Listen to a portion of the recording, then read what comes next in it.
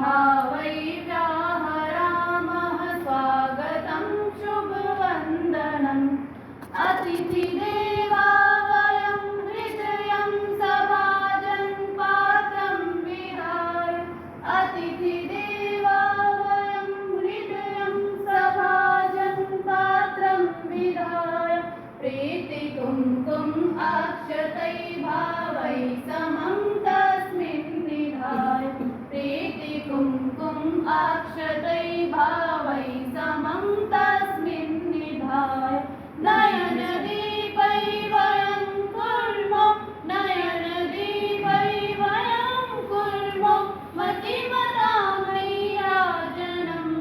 प्रणतिभावै व्याहरामः स्वागतं शुभवन्दनं प्रणतिभावै